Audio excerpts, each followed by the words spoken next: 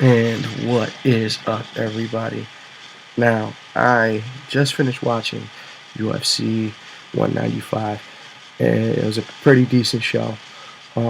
Kicking it off with, first fight. I forget the guy's name, Trujillo, and I've seen him fight before. I know he's an Army Ranger, so he's a veteran, good on him. And for him to come off with his win, that was great. And Brian T. City Ortega. I've been watching this guy since, before he started fighting the UFC and then making his way into the UFC and is still undefeated. I see him all the time in the Gracie breakdowns. The guy's a character. Seems like a pretty cool, like nice guy and everything like that. And just pure, just pure, unadulterated jujitsu. Pure, unadulterated Gracie jujitsu at its absolute best. And it's so cool to see that, to see the art is still effective in professional mixed martial arts, and to see him come off with the spectacular, absolutely spectacular submission victory via triangle. It was great. Second fight, I wasn't really paying attention. I don't know either the guys' names. I know they're both welterweights, and it was a split decision going to one of them. Then we go to Andrei Arlovsky versus Stipe Miocic.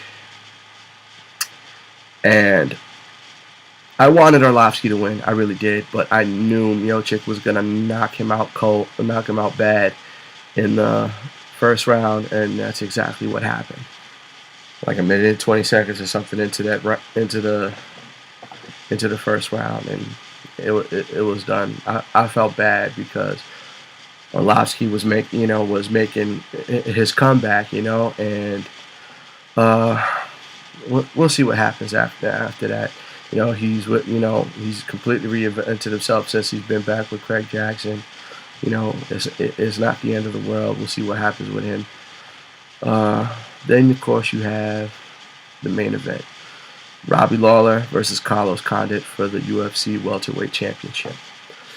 5 rounds. Just I want to say it was more or less back and forth, but to be perfectly honest, the fight was kind of one-sided. The first round was clearly Carlos Condit. Now, what I don't like about the lone lanky guys and using that lazy style of punching and kicking, keeping their opponent at bay the whole time, just doing this the whole time, and their opponent can't get in. Carlos Condit doesn't do that. Yeah, he uses his reach to his advantage, but he's constantly switching stuff up. And it was hard for Robbie to get inside. In the second round, Robbie manages to knock him down flat and starts almost, doesn't really get to beat on him. I was gonna say beat on him a bit, but he wasn't even able to do that. Third round, more or less, Carlos just keeping the pressure on him. Robbie not really having much of an answer, trying to figure out how to get inside, but couldn't get inside due to the fact that, he couldn't get past Carlos Condit's reach. It was the same thing when he fought Nick Diaz when they fought back in UFC. I think it was UFC 45. No, UFC 47. And to see Robbie Lawler struggle like that, was throwing a lot of people off that was watching it with me, because Robbie Lawler, and I made mention of the fact that yes, Robbie Lawler deserved to finally win the UFC title. How long is he going to keep it? I don't know. And Carlos Condit was basically was that close to taking it from him, because in the fourth round again, Robbie didn't have an answer for him. Towards the end of the fifth round, Robbie Lawler connects with a nasty bomb and just starts swinging for the fences, but Carlos Condit won't go down. Both of them are bloody messes. Bell rings. Both of them are gassed beyond belief, draped over the side of the cage. And it goes split decision to Robbie Lawler. I'm like, if not for that last flurry, if not for that last burst that Robbie Lawler came out with, Condit would have had it. No offense or buts, Condit would have been UFC welterweight champion again. But unfortunately, that's not what happened. The fact, it was a great fight. I do feel like Carlos Condit got robbed. It's not so much like with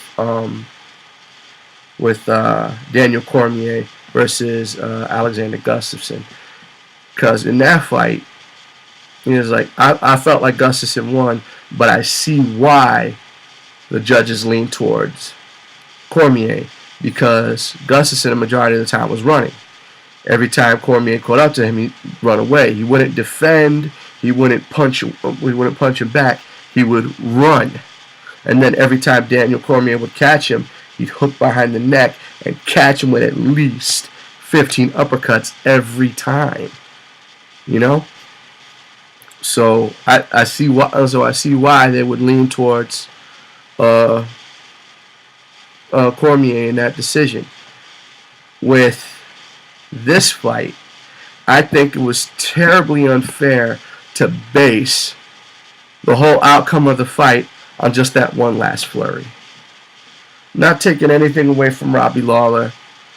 You can't take anything away from Robbie Lawler. Icon Pro middleweight champion, Elite XC middleweight champion, then winning the UFC welterweight champion. And I said he's not going to be champion for very long, but he's earned it, and more power to him. This, that, the other. But I felt it was very unfair to base the outcome on who won the fight off of that one last flurry. It's not right, because that basically just completely negated all the hard work that Carlos Condit put into actually dominating Robbie Lawler, 90% of the fight. And for judges to go like that, there's got to be there's got to be something different to the 10-point must system. And somebody I was with, made the suggestion that every round, put your score down. It's like, okay, he won 10-9. At first round, 10-9. That's it. Second round, 10-9, 9-10, whatever. That way, by the time it gets to the fifth round, regardless of how you feel, regardless of how you feel it went towards the end of the fight, you've already got the score. You already tally up the score, and despite the fact that Robbie Lawler, may have won the fifth round, he didn't do enough to win the whole fight. That's just on me. Aside from that, it was still a pretty good show.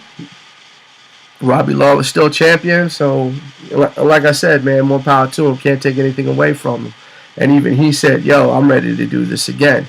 So hopefully, Dana White, the Fertitta brothers do the right thing, give him an immediate rematch. I'm done talking. You guys have a good night.